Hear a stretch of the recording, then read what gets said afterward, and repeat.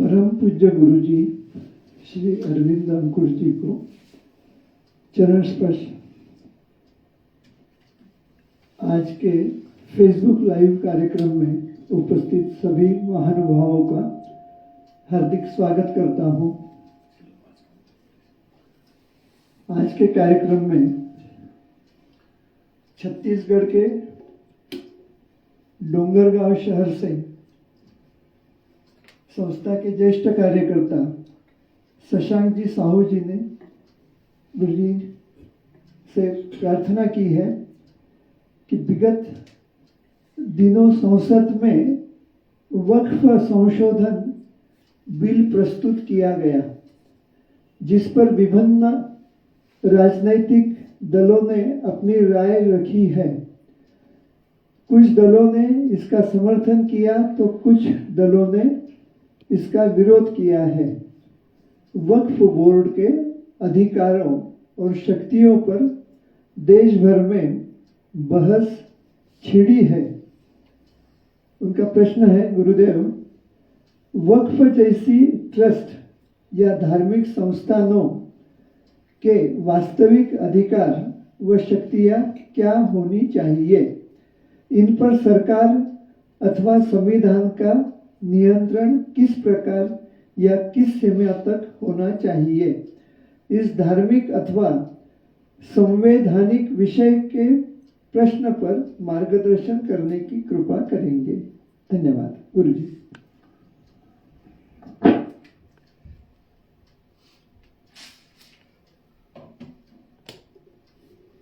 अच्छा प्रश्न है।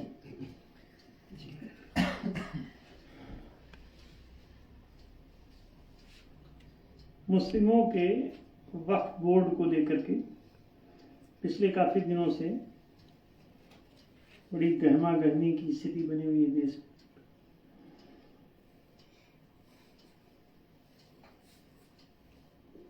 पीछे कांग्रेस सरकार ने ये वक्फ बोर्ड एक विधेयक बना के बहुत सारे अधिकार उसको अनर्गल दे दिए गए, अनियंत्रित रूप से वो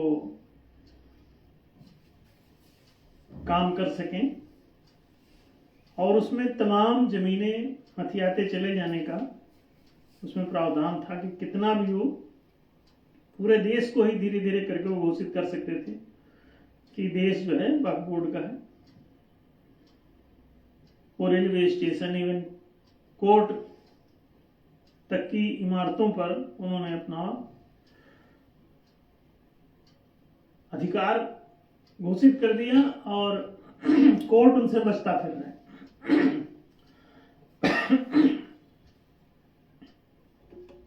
सवाल यह है कि आम आदमी का क्या होगा?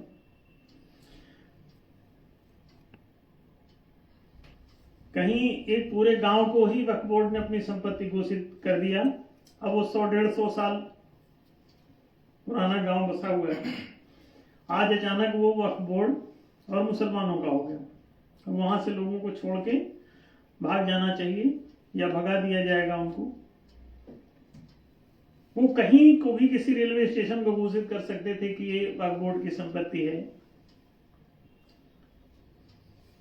किसी भी इमारत को, किसी गांव को, किसी प्रदेश को, या फिर ये समझ लो कि किसी देश को, जब उसकी अनियंत्रित है गति कि आप उसके विरुद्ध ना पुलिस में जा सकते हैं, ना कोर्ट में जा सकते हैं। वो प्रधानमंत्री से भी ऊपर है उनका अगर अध्यक्ष, सुप्रीम कोर्ट से भी ऊपर है, पुलिस थाना कोर्ट कचहरी पूरे संविधान से ही ऊपर है, पूरी पब्लिक से ऊपर है।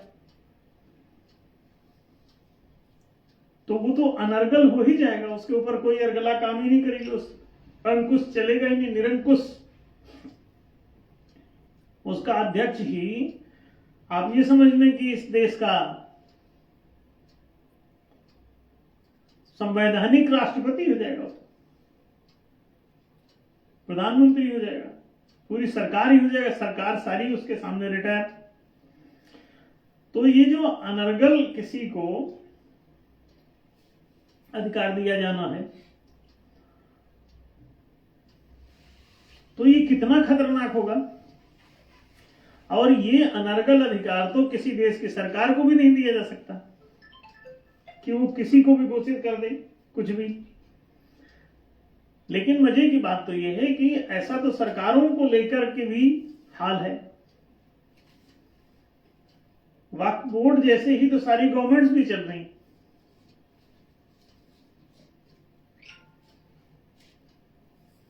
अब सवाल यह है कि किसी भी देश में संपत्तियां जो होती हैं तो उस पर कब्जा किसका होगा, इसको लेके ही ये सारी मारामारी। वक्फ बोर्ड अगर घोषित करता चला जाएगा धीरे धीरे धीरे धीरे 10 साल में उसके पास 10 लाख एकड़ भूमि का कब्जा हो गया उसका। आगामी 10 सालों में पूरे देश की संपत्ति का उसके पास कब्जा हो जाता, सारी जमीनें उसकी। कहीं भी रहने की इस पूरे ग्लोब में, पूरी पृथ्वी पर रहने की कोई एक प्रॉपर तो व्यवस्था होनी चाहिए। रूस और यूक्रेन क्यों लड़ रहे हैं? केवल यहां हिंदू मुस्लिम की लड़ाई की बात नहीं है, जमीनों के कब्जे का ही मामला है। जमीन का मतलब है कोई भी संपत्ति, सभी संपत्तियों का प्रतिनिधित्व करती है भूमि, जमीन। तो सभी प्रकार की जो जितनी भी भौतिक संपदाएं हैं उनमें सबका एक अयन है, भूमि मुख्यत्व है उसका। अर्थशास्त्र में भी इसका उल्लेख है कि भूमि का मतलब होगा सारे नेचुरल रिसोर्सेस। भूमि कहने पर भूमि से संबद्ध सारी चीजें। तो भूमि हथियाने का मतलब यह होता है कि सारे नेचुरल रिसोर्स आपके कब्जे में आ गए। जो भूमि आपने हथियाई वहां पे नेचुरल रिसोर्स, वाटर भी है, लैंड के साथ साथ वाटर भी है, जमीन के साथ साथ जल भी है,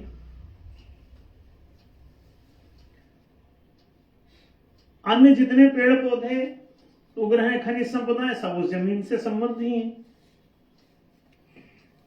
उस पर बिल्डिंग मकान सब बना है, वो सब जमीन से संबद्ध ही है। तो ये झगड़ा वक्फ बोर्ड और भारत सरकार का या हिंदू और मुस्लिम का नहीं है। रूस और यूक्रेन भी इसी के लिए लड़ रहे हैं। इजराइल फिलिस्तीन इसी के लिए लड़ रहे हैं। 10% जमीन पर इजराइल बसाया गया, 90% पर फिलिस्तीन। आज स्थिति यह है कि 90% जमीन पर वो इजराइल है और 10% जमीन पर फिलिस्तीन। आंकड़े उल्टे हो गए। तो जमीनों की खींचतान चलती ही रहेगी। एक बात सभी लोग बैठ के ये तय क्यों नहीं कर लेते हो कि संपत्तियों की मारामारी करने के बजाय, कब्जा कब्जी करने के बजाय एक कोई न्याय संगत संवैधानिक व्यवस्था दे लो। न्याय संगत, ऐसा नहीं कि कुछ भी विधान बना लो, न्याय संगत। वक्फ बोर्ड को इस तरह से अनियंत्रित अधिकार का कोई औचित्य नहीं था। तो ये लोग मांग करने लग गए कुछ हिंदूवादी कि उनका भी ये सनातन बोर्ड बना दिया जाए। तो भी झगड़ा तो ऐसे चलता रहेगा कि वो उसी गांव को वो जाके घोषित कर देगा कि उसकी जमीन है वक्फ बोर्ड, और दूसरा जो है सनातन वाले पहुंचेंगे, कहेंगे कि ये गांव हमारा है। तो लड़ाई तो फिर जहां की तहां खड़ी रहेगी। इसका मतलब वो कोई हल नहीं है। वक्फ बोर्ड बनाना भी कोई इस तरह से नियंत्रित हल नहीं है, और कोई सनातन बोर्ड बनाना भी कोई इसका हल नहीं है।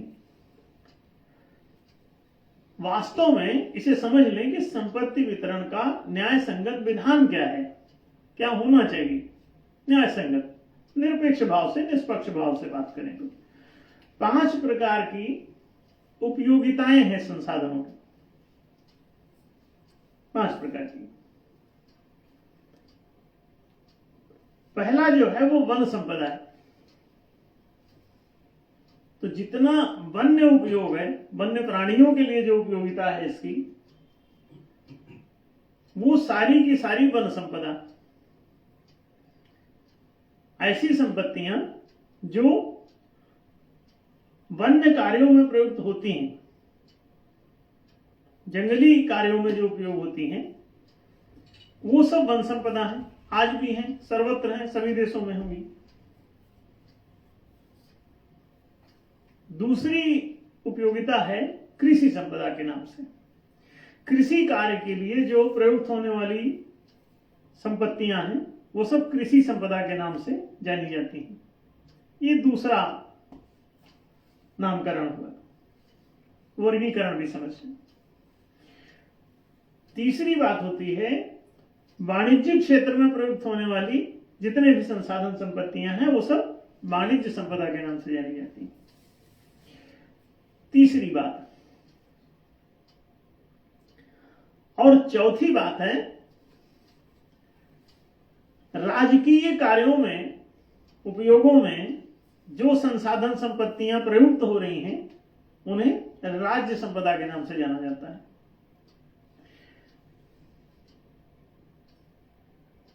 अंतिम बात है कि बहुत सारे ईश्वरीय कार्यों में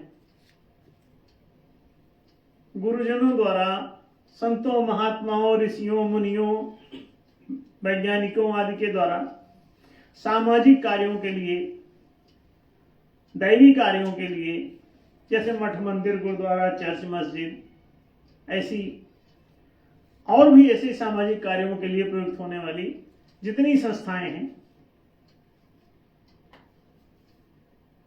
ये पांचवा उपयोग है। ये चूंकि डिवाइन यूटिलिटी है, डिवाइन यूज है, यूज ऑफ प्रॉपर्टी, तो इसके लिए ये डिवाइन प्रॉपर्टी है, ये दिव्य संपदा है। तो ऐसे जो भी दिव्य कार्यों में प्रयुक्त हो रही हैं संपत्तियां, मठ, मंदिर, गुरुद्वारा, चर्च, मस्जिद और तमाम प्रकार की सामाजिक उपयोग की संस्थाएं, उन सभी को दिव्य कार्यों में प्रयुक्त, ईश्वरीय कार्यों में प्रयुक्त मान करके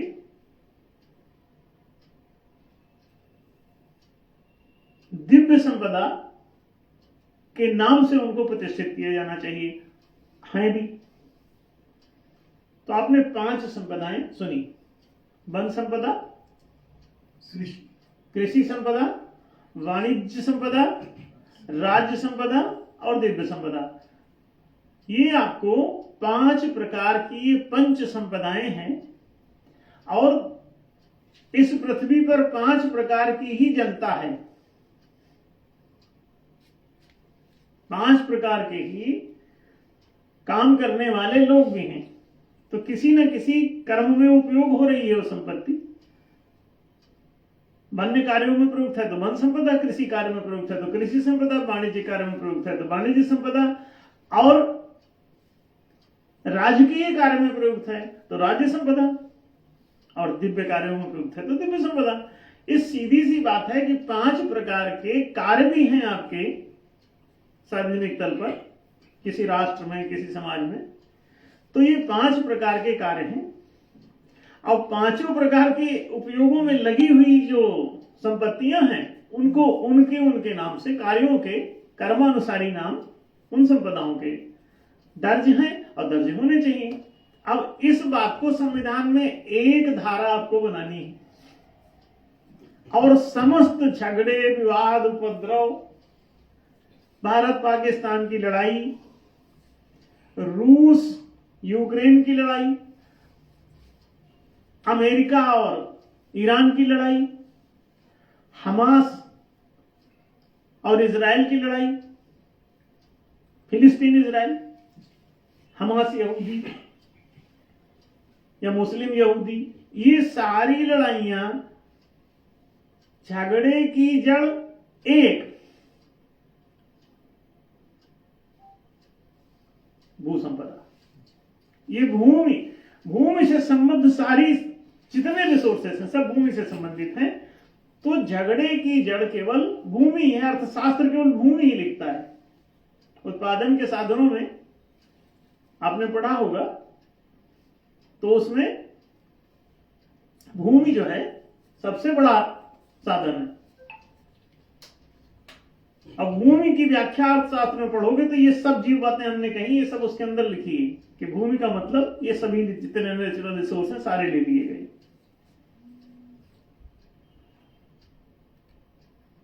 तो आप अर्थशास्त्र में पढ़ते हैं भूमि, श्रम, पूंजी, व्यवस्था, साहस, ये सब उत्पादन के साधनों में। तो भूमि नंबर 1 पे, बाकी बातें गौण है। भूमि ही समस्त उत्पादनों की साधन है। सारी अर्थव्यवस्था भूमि पर टिके। भूमि हटा दो सब लड़खड़ा जाएगा, सब गिर जाएगा। टिके ही उस पर हो, आप खड़े ही उस पर होते हो। तो झगड़े की जड़ केवल एक है, उसका नाम है जमीन। लोग कहते हैं झगड़े की जड़ 3, जर, जोरू, जमीन।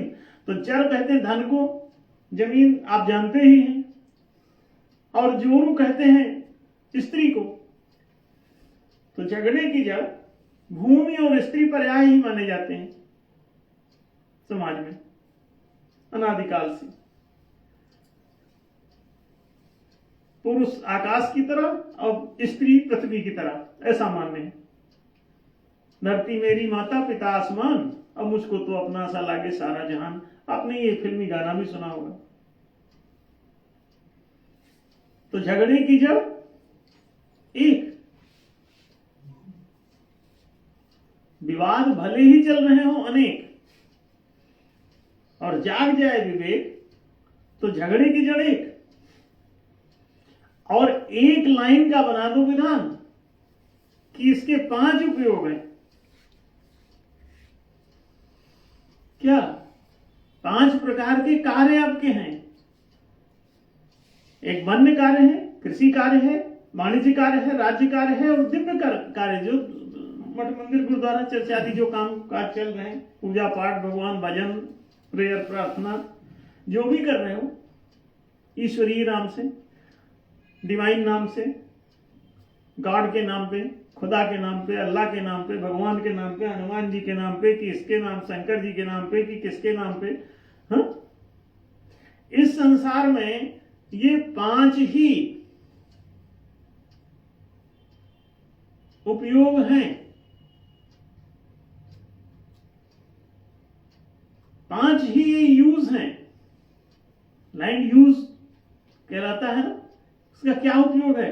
तो ये पंच संपदाएं हैं, क्योंकि पंचकर्म है। और इसीलिए पंचजन है। जनता भी 5 प्रकार की है। प्राचीन काल से पांचजन्य के नाम से जाना जाता है। लोग कहते थे ब्राह्मण, क्षत्रिय, वैश्य, शूद्र, और 5वां निषाद। निषाद कौन? जो जंगली वनवासी,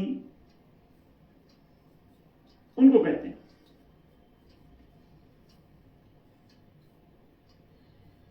तो 5 प्रकार की ही जनता है। तो जो जनता जहां भी रह रही, जो वन क्षेत्रों में जो रह रहे हैं, वन्य प्राणी, वनवासी हैं, उनकी जमीन जो भी, अब जल, जंगल, जमीन, उनका नारा चल रहा है। वो इतने दिनों से मांग कर रहे हैं आदिवासी लोग, वहां वनवासी लोग। वो क्या कह रहे हैं कि उनका जल, जंगल, जमीन उनका छोड़ दिया जाए, उनको दे दिया जाए। अरे तो इस बात को संविधान में लिख क्यों नहीं देते हो कि वन संपदा के अधिकारी सभी वन्य प्राणी हैं? उसमें हाथी, घोड़ा, ऊंट, अगर आदमी भी कोई घुसा है, वो चाहे अपराधी क्यों ना हो, वो गोरा हो, काला हो, कैसा भी, इससे मतलब अगर वन में है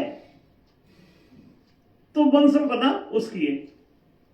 दूसरे लोग उसमें दखल न करें, इसमें तकलीफ की कौन सी बात है? झगड़े की पहली जड़ खत्म। 5 ही यूज होंगे, 5 प्रकार के लोग हैं, 5 प्रकार की संपदाएं होंगी। एक कानून, छोटा सा, एक लाइन का, बात खत्म। ये संपत्ति यूज के अनुसार 5 भागों में विभक्त होगी, वर्गीकृत होगी। तो 5 प्रकार के ये वर्ग हैं आपके। और उन 5 वर्गों को एक एक संपदा का मालिकाना हक दे दो। वक्फ बोर्ड कौन होता है? कोई सनातन बोर्ड कौन सा होता है? ये सनातन बोर्ड, सबका सनातन तो शाश्वत तो सत्य है। सत्य ये है कि सब पैदा हुए हैं, इसी मिट्टी के बने हैं और सबको इसी मिट्टी का अधिकार होना चाहिए। इसी मिट्टी पे गुजारा भी है। जिस मिट्टी से तुम बने हो उसी मिट्टी पे टिकोगे, वही मिट्टी से तुम्हारा सब गुजारा होगा। पृथ्वी ही तुमको पैदा करती है, पृथ्वी तुमको पालती है, उसी के आंचल में तुम पलते हो, वही तुम्हारी पोषण करती है। इसलिए उपनिषदों में पृथ्वी को पूषा कहा गया, क्योंकि ये सबका पोषण करती है। सब उसी की गोद में खेलते हो। तो इन सभी को 5 प्रकार के लोग हैं, 5 प्रकार की संपत्तियां हैं, 5 प्रकार के उसके यूज हैं। तो 5 प्रकार के कार्य तभी तो संपन्न होंगे जब 5 संपत्तियां उन संबद्ध लोगों के पास होंगी। इसमें हिंदू मुस्लिम कहां आया? सोच के देखो। इसमें इजराइल फिलिस्तीन आया क्या? रूस यूक्रेन आया क्या? इसमें अमेरिका और ईरान का झगड़ा आया क्या? अरे जहां की जैसी भी जो संपदा है उनको दे दी जाए।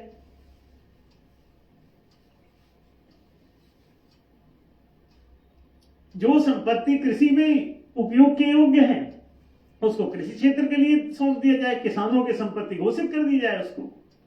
और कोई दूसरे वर्ग का आदमी क्यों खरीदना चाहता है वो संपत्ति, या क्यों कब्जा करना चाहता है? वक्फ बोर्ड क्या करेगा? कृषि संपदा, कोई बस्ती, गांव की बस्ती, वक्फ बोर्ड क्या करेगा? वक्फ बोर्ड, वक्फ माने होता है दान। किसी को वचन दे दिया, दान कर दिया, तो वक्फ शब्द से वक्फ बोर्ड बना हुआ है, दान करने के अर्थ में। तो चैरिटी अंग्रेजी में, हिंदी में दान और उर्दू में वक्फ। तो वक्फ बोर्ड जो बनाया है उसको क्या जरूरत है किसी गांव पे कब्जा करने की? अगर वहां कृषि संपदा है तो कृषि क्षेत्र में जाएगी। वक्फ बोर्ड क्या करेगा उसमें? या सरकार क्यों पीछे पंगा कर रही है? या सनातन बोर्ड की सलाह कोई क्यों दे रहा है? 5 संपदाएं हैं, 5 उपयोग हैं, 5 प्रकार के लोग हैं। तो 5 ही प्रकार के, जो यहां लोग का मतलब किसी जातियों से नहीं है, जनता से बात हो रही है। 5 प्रकार के लोग हैं। कौन लोग? कर्मचारी, जो जिन कर्मों को कर रहे हैं। तो जो जैसे किसान लोग कृषि क्षेत्र में लगे हैं तो वो भी उनका एक अपना वर्ग हो गया। तो 5 वर्गों में वर्गीकृत करके संपत्ति को, और जो जिस वर्ग में अपना कर्म करना चाहता है उसको उसका मालिकाना हक दे दो। अब झगड़ा ही, विश्व युद्ध समाप्त हो जाएगा। आप 5 भाग में सारी लड़ाइयां, जो वर्ल्ड वार भी हुआ है संपत्ति के, इसी जमीन के लिए। अंग्रेजों ने कब्जाया, यहां आपको गुलाम बनाया जमीन हथियाने के लिए। सब जमीन के झगड़े। सम्राट अशोक जो चारों तरफ हमला कर रहा था, काहे के लिए? जमीन हथिया रहा था। शक लोगों ने आके भारत पे कब्जा किया। क्या कब्जा किया? जमीन हथियाया। हुणों ने कब्जा किया, जमीन हथियाया। मुगलों ने कब्जा किया, जमीन हथियाया। अंग्रेजों ने कब्जा किया, जमीन हथियाया।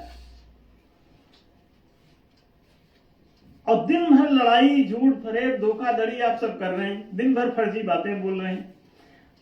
मुद्दा इतना है कि 5 प्रकार की संपत्तियां होती हैं। 5 संपत्तियों का आप उन संबद्ध कर्मियों को, जो जिस कर्म में संलग्न है, उसको उसका अधिकार कर दो। 5 प्रकार के कर्मचारी हैं। एक दिव्य कर्म कर रहा है, एक राज्य कर्म कर रहा है, एक वाणिज्य कर्म कर रहा है, एक कृषि कर्म कर रहा है और एक वन्य कर्म कर रहा है। तो जो वन में कार्य कर रहे हैं, जीवन अपना वहां जीने के लिए जो भी कर रहे हैं, कि पेड़ काट रहे हैं, पत्ती काट रहे हैं, क्या कर रहे हैं, वो कुछ तो भी करते होंगे। जंगल में जो रहते हैं वो पत्ते चाहे चुग रहे हों, फूल फल चुग रहे होंगे, कुछ तो करते होंगे। तो जो भी कर रहा है जंगल से, जो जीवन यापन के लिए जो भी जीविकोपार्जन का कर्म है ये, तो जो भी अपने जीवन गुजारे के लिए कर्म कर रहा है जिस भी क्षेत्र में, 5 क्षेत्रों में से, वो उस संपत्ति की मिल्कियत रखने का अधिकारी है, उसको मालिक होना चाहिए। दूसरा कोई कब्जा क्यों कर रहा है? कृषि भूमि अगर है या कृषि संपदा कोई भी है तो उसको वक्फ बोर्ड क्या करेगा, या कोई अन्य सनातन बोर्ड क्या करेगा? वो किसानों को चाहिए, किसानों को दे दिया जाए। किसानों की एक संस्था बना दो और कह दो जो भी बचा करेगी वो वहां सरेंडर हो जाएगी। किसानों की संस्था बना दो, जो भी, जैसे मान लो कोई किसान की डेथ हो गई है, छोड़ दिया, उसने दूसरा काम करने लगा तो वो जमीन छूट गई तो वो उसी बोर्ड के पास रही आएगी। तो ये 5 बोर्ड बना दो, एक दिव्य बोर्ड बना दो, एक जो है राज्य बोर्ड बना दो, एक जो है वो वाणिज्य बोर्ड बना दो, एक कृषि बोर्ड बना दो और एक वन्य बोर्ड बना दो। तो जहां की संपत्ति होगी उस बोर्ड के पास रहेगी, उस बोर्ड से कोई भी ले सकेगा, उसी से संबंधित आदमी। सरेंडर करना है तो उसी को सरेंडर कर देगा। तो वक्फ बोर्ड या सनातन बोर्ड, 5 बोर्ड चाहिए समाज को, 5 बोर्ड। तो एक डिवाइन बोर्ड बना दो, वो सनातन भी रहेगा, वही बौद्धों का भी बोर्ड रहेगा, वही वाला मुसलमानों का वक्फ बोर्ड भी वही कहलाएगा। और सारा मिला करके सबको मर्ज करके और एक वर्ड बना दिए, एक board, divine board.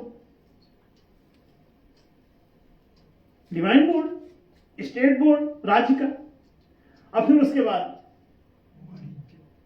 Commercial board, फिर उसके बाद एग्रीकल्चरल बोर्ड, और अंत में फॉरेस्ट बोर्ड, फॉरेस्ट्री का बना दो। अब जो भी ये संपत्ति हुआ करेगी उस बोर्ड के पास रहा करेगी, और उससे संबंधित लोगों को वो देता रहेगा, जो बेरोजगार हो जाएगा उसको दे दिया करेगा। किसी बोर्ड के पास जो संपत्ति है 5 एकड़ प्रति किसान वो उपलब्ध कराना उस बोर्ड का धर्म होगा, ड्यूटी होगी, वो देते रहेगा। एक्सेस हो जाएगी अपने पास रख लेगा, फिर कोई नया आएगा मांगने तो उसको दे देगा। ये तो सीधी सी बात है, ऐसे परेशानी की क्या बात है?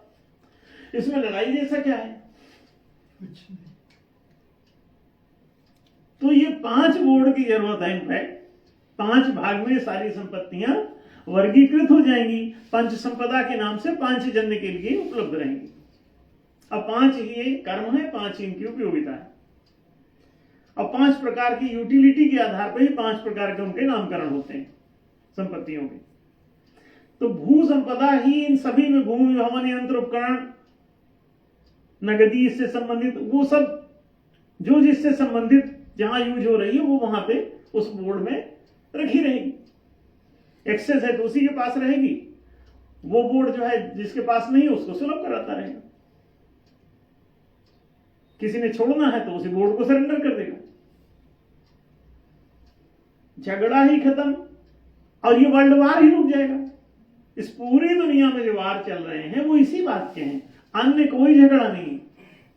गांव में कहावत है कि झगड़े की जड़ 3, जड़ जोरू जमीन। तो जड़ जोरू तो एक ही चीज है, और वो तो जमीन से ही जुड़े हैं दोनों,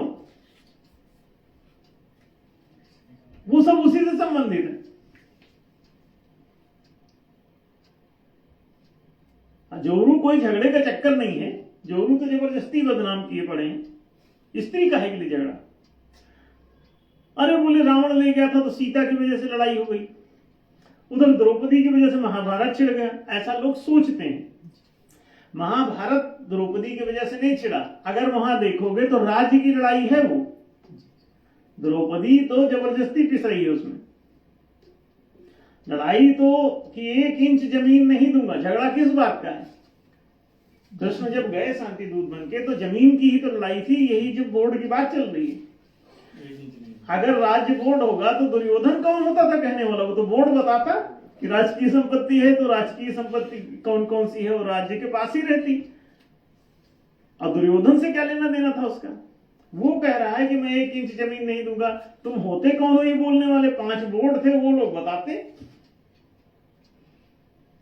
अब वो ना देने का सवाल ही नहीं था, वो उसी लिए बोर्ड बने हैं, वो जिसके काम के लिए, राजकीय कार्य के लिए राज बोर्ड देगा। संपत्ति यूज करो उसी काम के लिए। कृषि क्षेत्र के लिए कृषि बोर्ड बनाया गया, उन्हीं के लिए बनाया गया है।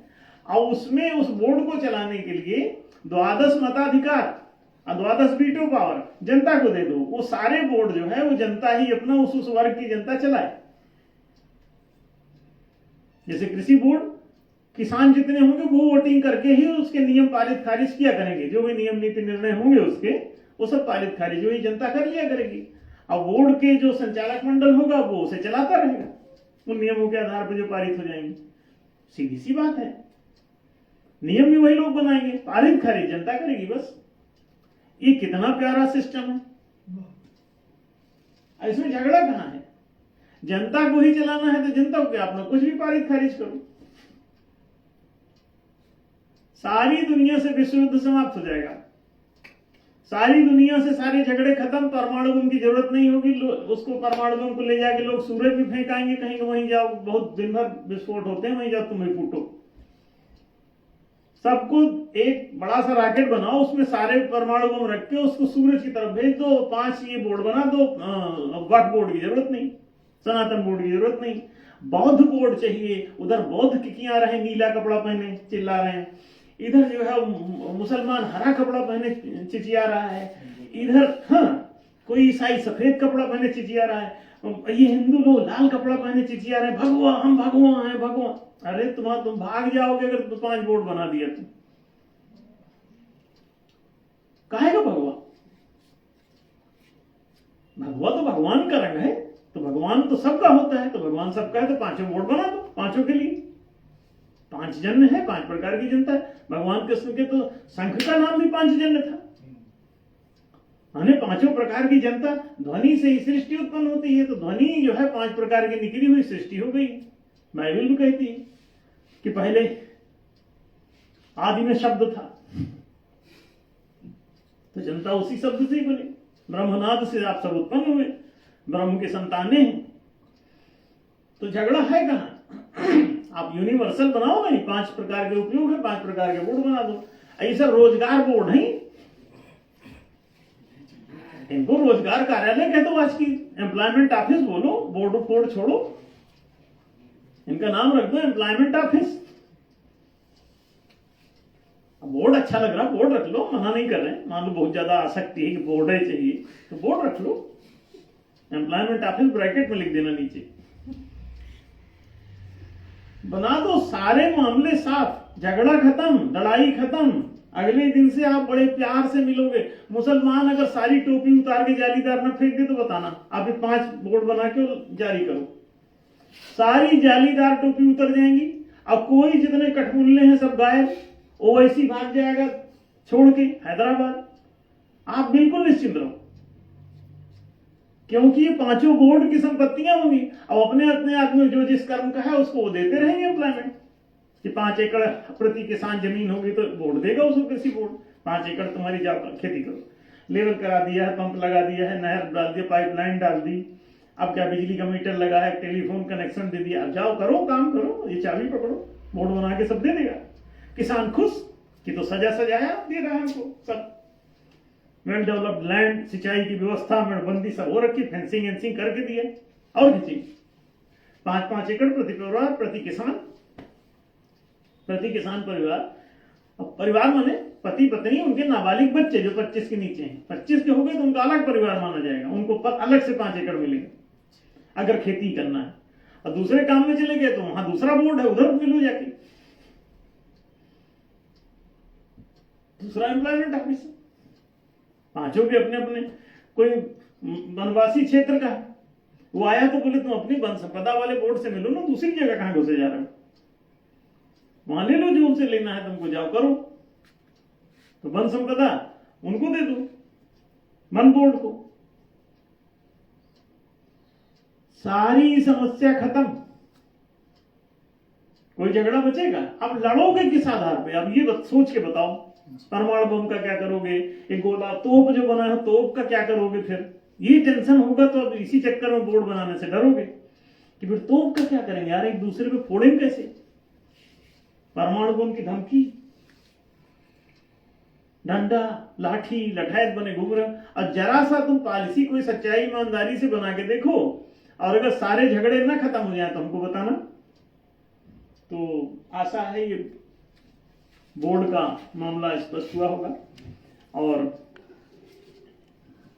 तो शशांक जी का प्रश्न था शायद, जी तो उनको जरूर बात स्पष्ट होगी डॉक्टर साहब। धन्यवाद गुरु जी,